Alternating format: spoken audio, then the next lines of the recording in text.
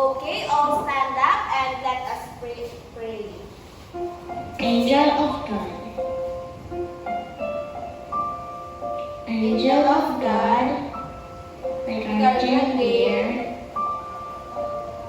to whom God's love commits me here. And for this day, be at my side, to light and guard, to rule and guide. Amen. Father, the Son, the Holy Spirit. Amen. Good morning, grade 1. Good morning, teacher. How are you today? We're good. Okay, very good. Do you want to sing and dance? Yes, teacher. Okay. Let's sing and dance first. I'm alive, alert, awake, enthusiastic, dance. I'm alert, awake, enthusiastic. I'm alive, alert, awake, alert, alert. I'm alive, alert, awake, enthusiastic. I'm alive, alert, awake, enthusiastic. I'm alive, alert, awake, enthusiastic. I'm alive, alert, awake, alert, alive. I'm alive, alert, awake, enthusiastic. Okay, very good, grade 1. Give 5 claps to yourself. Before you take your seat, please pick up some piece of paper under your chair and you may now sit. Who among you knows our classroom rules? Yes, Dalaine. Raise your hand if you want to speak. Okay, raise your hand if you want to speak. Very good. I prepared here a classroom rules that you need to follow throughout our discussion. Did you understand, grade 1? Yes, teacher. Okay, repeat after me. Classroom rules. Classroom rules. Avoid talking to your seatmate. Avoid talking to your seatmate. Listen carefully. Listen carefully. Keep quiet. Keep quiet. Raise your hand if you want to speak. Raise your hand if you want to speak. Did you understand our classroom rules? Yes, teacher. Okay, very good. So, I prepared here a word. So, what you're going to do is read these words and spell it. Did you understand, grade 1? Yes, teacher. Okay. Burping. Burping. B-U-R-P-I-N-G. Burping. Foods. Foods. F-O-O-D-S. Foods. Meal. Meal. M-E-A-L. Meal. Mouth. Mouth. M-O-U-T-H. Mouth. During. During. D-U-R-I-N-G. During. Okay. Everybody. Burping. Foods. Meal. Mouth. During. Okay, very good. Give 5 claps to yourself. Before we go to our discussion today, let's have some recap for our discussion yesterday. Who among you knows our discussion yesterday? Yes, Elaine? The helpful and unhelpful foods. Okay, so I prepared here a short activity to better understand your discussion yesterday. Okay, directions. Directions. Based on the set of pictures, Based on the set of pictures, identify and box the helpful foods identify and box the helpful foods and encircle the less helpful foods. and encircle the less helpful foods. So I have here a picture. So what you're going to do if the pictures is healthy foods, Box, teacher. how about the unhealthy foods? Encircle. Okay, very good. So who wants to answer the set 1? Yes, Elaine. Again, what is this food? Wet bread. How about this food? Ice cream. And this food? Chicken. Okay, what's your answer? The wet bread is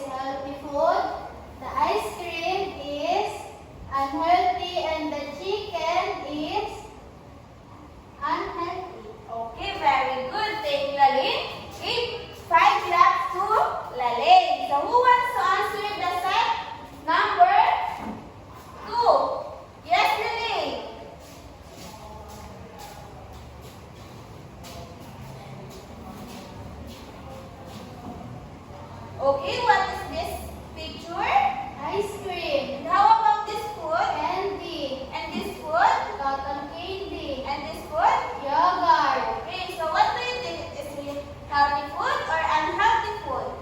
It is unhealthy food.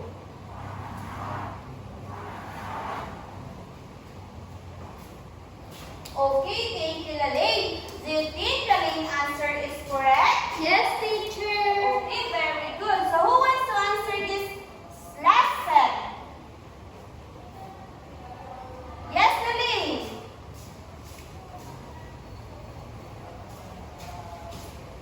Chicken. Milk. Carrots. And grapes. Okay. Thank you, Lalaine. Give 5 claps to Lalaine. Do you think this Lalaine's answer is correct? Yes, teacher. Okay, very good. This is a healthy food. So now I have here a picture. So what you're going to do is observe these pictures, and later on I have a question and I will give you 10 seconds. Did you understand grade 1? Yes, teacher. Okay, you may now observe.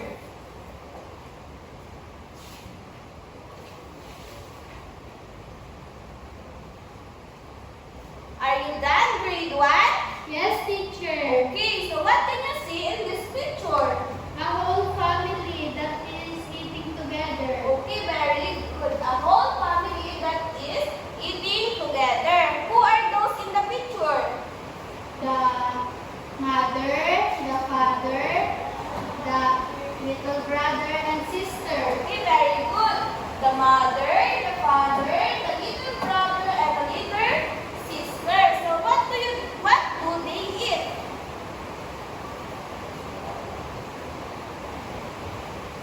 Okay, yes, Lalaine. Teacher, they are eating egg, bread, and there is also juice. Okay, very good. They eat a lot of food. So do you think they are happy to eat together? Yes, teacher. Okay, very good. They are happy to eat together. Have you ever had eating with your family together? Yes, teacher. Okay, very good. Do you think it is important that the whole family should eat together? Yes, teacher. Okay, very good. So what do you do when the meal time and you eat during table or dining table? Yes, Lalaine? Just be quiet, teacher, while eating. Okay, just be quiet while eating. Very good, class. So, proper behavior during mealtime is called table manners. Having a table manners is a way of showing respect and it makes every mealtime a happy time. Did you understand grade 1? Yes, teacher. Okay, very good. So, I have here another pictures. So, what we're going to do is observe again, and later on, I have a question. Did you understand grade 1? Yes, teacher. Again, did you understand grade 1? Yes, teacher. Okay, you may now observe. I will give you a 10 seconds to observe these pictures.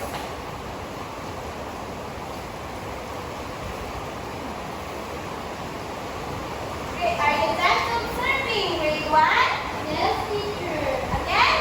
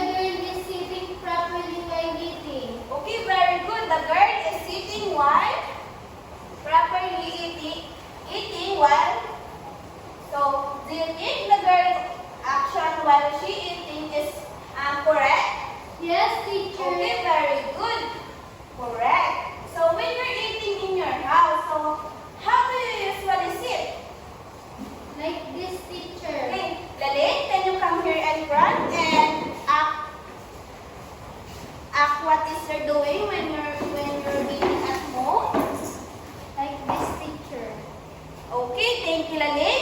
Give 5 claps to Laling. When you're eating and you're clumsy in your seat, so does your mom scold you? Yes, teacher. So what do you do while you're eating is avoid getting scolded? Yes, Laling. Sit properly, teacher, while eating. Okay, very good. Sit properly while eating. So sitting properly while eating is a sign of respect for the food. Yes, teacher. Okay, very good.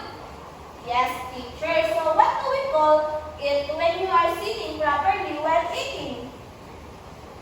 Yes, Laling? Proper behavior during mealtime. Okay, very good. Proper behavior during mealtime. So, again, class, sitting properly while eating is a correct behavior during mealtimes.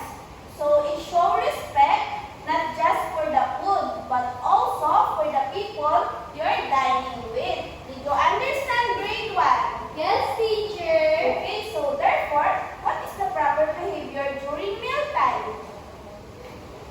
Yes, Laling? Sit properly during mealtime. Okay, can you come here in front and put this to our pocket chart?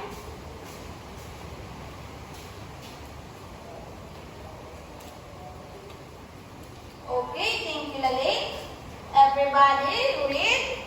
Sit properly Sit properly during during mealtime. mealtime. Okay, again, class.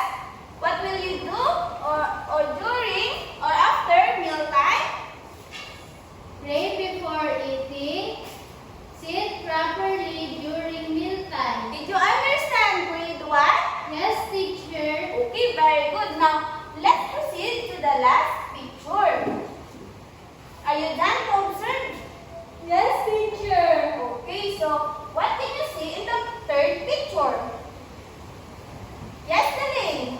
There is a boy, teacher. Okay, very good. There is a boy. So, what is the boy do? Yes, Laling? Teacher, the boy is covering his mouth because he is barking. Okay, very good. So, when you burp, what do you do? Okay, Laling, can you come here in front and what do we do when we're burping? Cover up my mouth, teacher, like this. Okay, thank you, Laling. Give 5 claps to Laling. So, in this picture, so do you think what the boy doing is correct? Yes, teacher. Okay, very good. This is a correct. So, what will you say after you burping? Yes, Laling? I will say, excuse me, like the teacher. Okay, thank you, Laling. That is correct. You say, excuse me. So, why do you need to say excuse me after burping? Yes, Laling? Teacher, to show good manners and respect for the dining companions. Okay, very good to say respect. So, when you burp and you cover your mouth while eating and you say excuse me after you're burping, so what is it called? Yes, Laling? It is called proper behavior during mealtime, teacher. Okay, it is called a proper behavior during mealtime. So, did you understand grade 1? Yes, teacher. Okay, so again, again, grade 1, what would you do if the burp in front and the dining table? Yes, Laling? Teacher, when I burp at the dining table, I cover my mouth and say, excuse me, as a sign of respect to my dining companions. Okay, thank you, Laling. Give 5 claps to Laling. Again, class, therefore, what is the proper behavior during mealtime? Yes, Laling? Cover your mouth when burping, teacher. Okay, very good. Cover your mouth while burping. Laling, can you come here in front and put this to our pocket chart? Did you understand grade 1? Yes, teacher. Okay, again, grade 1. How will you, what is the proper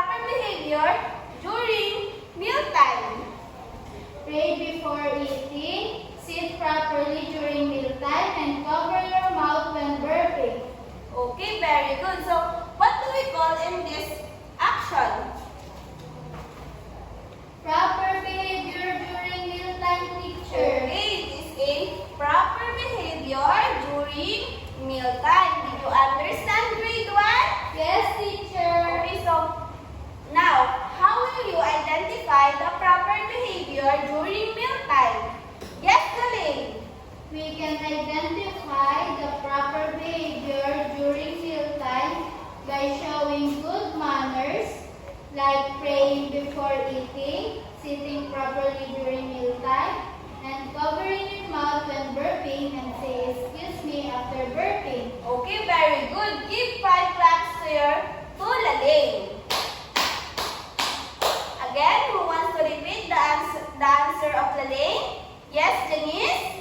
We can identify proper behavior during mealtime by showing good manners like praying before eating, sitting properly during mealtime, and covering your mouth when burping and say excuse me after burping. Okay, very good. Give 5 claps to Janice. Grade 1, please read. We can identify We can identify proper behavior proper behavior during mealtime during mealtime by showing good manners, by showing good manners, by praying before eating, praying before eating, sitting properly during mealtime, sitting properly during mealtime, and covering your mouth covering your mouth when burping, when burping, and say excuse me and say excuse me after you burping. after you burping. Did you understand, grade 1? Yes, teacher. Okay, again, grade 1. Thank you so much.